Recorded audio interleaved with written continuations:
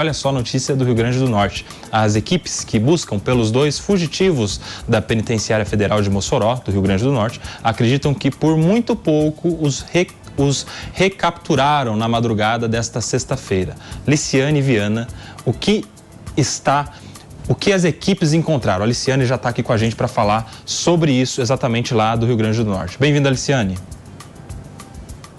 Olá, Nelson, bom dia a toda a audiência da Jovem Pan News. Pois é, passadas aí 48 horas do ocorrido, a fuga dos dois fugitivos do presídio de Penitenciária Federal, que fica em Mossoró, 280 quilômetros de distância da capital Natal, uma operação aí que envolve mais de 300 agentes da Polícia Rodoviária Federal, Polícia Federal, em conjunto também com a segurança do estado do Rio Grande do Norte. Essa operação aconteceu durante a madrugada, foram encontrados aí rastros que possivelmente seriam dos dois fugitivos. Olha só, durante essa operação, numa casa foram encontrados 2 camisas, uma rede e também rastros de sapatilhas que são semelhantes às usadas pelos detentos no presídio. Apesar de não ter nada concreto, corrobora muito com a hipótese da polícia de que esses fugitivos ainda estariam no perímetro muito próximo ali do presídio. Inclusive, o ministro Ricardo Lewandowski falou na coletiva de ontem sobre a possibilidade de que esses presídios estariam a cerca de 15 quilômetros, pelo menos, de distância do presídio. E também corrobora porque essas pegadas, esses rastros, foram encontrados muito próximos de uma operação que também foi realizada na zona rural de Mossoró ontem, e que nós contamos aqui em primeira mão na Jovem Pan News Natal, de uma casa que teria sido furtada com alimentos e roupas.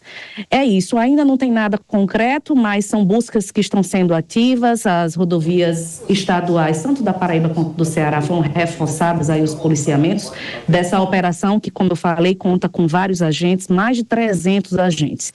A gente segue por aqui atualizando vocês e volta também com qualquer informações a qualquer momento. Muito obrigado, Liciane Viana, lá da Jovem Pan Nordeste, trazendo informações importantes. Muito obrigado, viu, Liciane? A gente estava acompanhando as imagens, inclusive. Dá para colocar aí, Fer, na tela, essas imagens que podem ser das pegadas ou de roupas dos dois fugitivos. Olha aí essa pegada que as equipes que estão buscando por esses dois encontraram. Seria de um destes dois que fugiram da prisão da Penitenciária de Segurança Máxima. Essa roupa também, para quem nos acompanha por imagens. O Palumbo, encontrar esses dois virou questão de honra, né? É uma questão de honra, é difícil, eu espero que encontre o mais rápido possível. 2 bandidos, chefes de facções, matadores do Comando Vermelho, e saíram de um presídio, entre aspas, de segurança máxima, que não é, a gente está vendo que não é. E lembrando que só tem 5 presídios assim no Brasil, esses presídios não têm superlotação, não falta funcionário, e isso que aconteceu é um escracho. E agora dizer que eles fugiram sozinhos, sem ajuda de ninguém, é você subestimar a inteligência do povo brasileiro. Não dá para você fugir. Parece que cortaram o alambrado, a grade com alicate, cavaram. Então foi, no mínimo, para não dizer outra coisa, uma falta de atenção, uma negligência total, inclusive do diretor da cadeia, que tinha que ser afastado mesmo. Não há como você manter, depois de você ver 2 bandidos como esses 2 que fugiram, saírem com certa facilidade e você manter um diretor da cadeia ali, que pode, inclusive, se ele ficar no ambiente, atrapalhar as investigações. Foi um erro gravíssimo num presídio de segurança máxima, isso inimaginável, né? Aconteceu aqui no Brasil, e que sirva de exemplo para que as autoridades revejam os protocolos de segurança. Afinal de contas, repito, lá não tem superlotação, lá não se tem contato com os presos, lá está no regime diferenciado. Então, como que 2 bandidos, e a gente sabe que chefe de facção tem o quê? Tem dinheiro. Como que eles saem assim, com tanta facilidade? Ô, Julia, ontem, na entrevista que a gente acompanhava do André Garcia, secretário nacional de Políticas Penais, ele informou que havia cerca de 100 policiais federais empenhados lá no Rio Grande do Norte para essas buscas, mais cerca de 100 policiais rodoviários da PRF, né, da Polícia Rodoviária Federal, também empenhados monitorando as rodovias. É uma grande operação na busca por esses dois agora. Nelsinho, eu primeiro quero destacar, assim, a fala do ministro, né? Ele tentando justificar essa falha por causa do carnaval, as pessoas estão relaxadas. Assim, tem coisas, né, que é interessante fazer um media training, né? Porque tem declarações que depõem muito contra a pessoa. Não é justificável. Né? No carnaval, quem está curtindo o carnaval é quem está fora da prisão. Quem está dentro tem que seguir ali os devidos protocolos. Então, não tem esse tipo de justificativa. E aí, algumas discussões foram feitas ontem, depois dessa declaração, e uma delas eu acho até que o Palumbo é uma pessoa muito boa para poder comentar. Na ideia de transformar um sistema federal, né, que é o Sistema Único de Segurança Pública, né, o SUSP, se eu não me engano, que é essa sigla. Só que eu não entendo você querer delegar a mesma autoridade que falhou, governo federal no caso, a mesma autoridade que falhou, você querer entregar mais poder, mais responsabilidade a ela. Então, eu queria saber a opinião do Palumbo, porque, pelo que eu estou enxergando que está acontecendo hoje no Brasil, do ponto de vista da ciência política, a federação ela está se esvaindo. E se isso se concretizar, o que vai sobrar para os estados em termos de competência? Entende? Eu acho que a gente está ferindo de morte o nosso pacto federativo. Qual que é a sua opinião, Palumbo? Eu acho que nós temos que investir no ser humano. Eu vou dar alguns exemplos. Ontem, durante o programa, eu recebi um WhatsApp de um policial penal. E eu vou até ler aqui, ó. Para o senhor ter noção, no plantão de ontem, tocamos a cadeia com 4 policiais penais. Claro que eu não vou identificar o policial penal e é óbvio que eu não vou falar onde ele trabalha. Com uma população carcerária de mais de 1.200 presos. Estão pedindo para acontecer alguma coisa.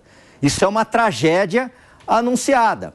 E é por isso que eu sou muito crítico quando a gente coloca, por exemplo, o secretário da administração penitenciária, um coronel da Polícia Militar. Numa instituição que tem centenas de policiais penais que lidam com isso desde o início da carreira, com curso superior, que poderiam fazer um papel muito melhor. Sem contar que as instituições têm ego. Tem ego. Não adianta falar que não tem, porque tem.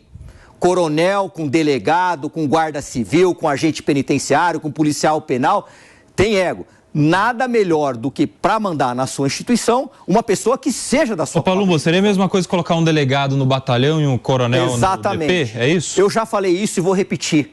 Quando o Bruno Covas assumiu a prefeitura de São Paulo, eu não tinha amizade com ele, tinha um bom relacionamento, eu liguei para ele, falei assim, quer começar a ajudar a guarda? Ele falou, o que eu tenho que fazer, Palumbo?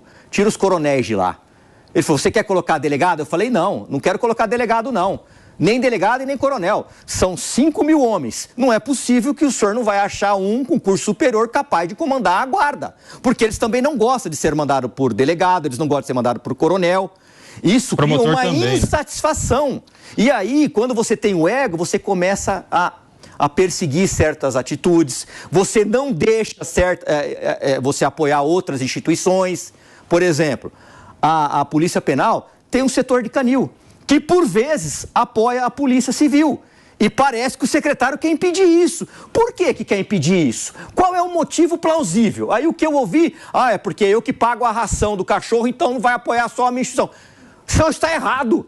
Está errado, isso é um absurdo, porque o governo o dinheiro vem do imposto de todos nós. E se esses animais, esse cão, é capaz de ajudar a Polícia Civil, é capaz de ajudar a Polícia Militar, é capaz de ajudar as forças de segurança, por que não autorizar? Esse é só um dos erros absurdos que acontece. Ô, Mano, essa ideia que a Júlia está discutindo aqui, será que a gente tem que federalizar, dar mais poder para o ente federal nos presídios ou não? Como é que fica o pacto federativo? Como é que você vê isso do ponto de vista econômico? Porque hoje os estados são mais pobres do que a União, né? A exceção é o estado de São Paulo. O estado de São Paulo é muito rico, mas a maioria dos estados passa dificuldade no seu caixa. E são eles que sustentam muitos presídios desses, né? Se a gente passa para a União, que tem mais dinheiro, a gente não garantiria de alguma maneira mais investimento na segurança penitenciária? Deixa eu fatiar essa resposta, porque se a gente seguir essa lógica de que a União tem mais dinheiro, logo tem que ter mais responsabilidade, a gente vai acabar com as prefeituras e governo de estado, né? Porque isso serve para tudo. Serve para educação, serve para saúde. Então, não dá para ser assim. Também porque, do ponto de vista da administração pública, quanto mais distante do cidadão o gestor público, menos capacidade ele tem de entender os problemas reais que estão atingindo o cidadão. Então, é importante que o Brasil faça um movimento oposto, de descentralização do poder e dos recursos, para que o cidadão possa cobrar o político que está mais perto. O vereador tem muito mais acesso ao cidadão do que o senador, do que o presidente da República. Então, a descentralização é importante. Só que, ao mesmo tempo, descentralização não é sinônimo de transformar todas as instituições em ilhas que não se comunicam. Então, é preciso ter descentralização, mas integração, coordenação. E, nesse sentido, para entrar no ponto da Júlia, eu diria que o SUSP é um avanço importante para a segurança pública, não no sentido de centralizar o poder e a responsabilidade no governo federal, mas no sentido de criar um sistema que leve a uma cooperação mais orgânica entre todas as instituições que compõem o nosso sistema de justiça e de polícia. Isso quer dizer fazer com que a cooperação entre a Polícia Militar de Minas Gerais e de São Paulo seja mais ampla e orgânica, fazer com que haja troca de experiências, haja troca de boas práticas, haja troca de procedimentos, de treinamento, que haja troca de informação. A gente está falando de um sistema de polícia e justiça que precisa lutar contra o crime organizado que tem ramificações em todo o Brasil. Então, a gente não pode fazer com que uma luta de uma organização criminosa que está totalmente integrada pelo Brasil, e mais do que isso, que tem ligações transnacionais até, tenha como adversário, nesse sentido, instituições que estão fragmentadas, que não se comuniquem, que um bandido, quando cruza uma fronteira, fique cego. Isso não pode acontecer. Então, o SUSP, nesse sentido de integração e coordenação das forças, é um avanço importante e que veio do governo Michel Temer. Meus amigos,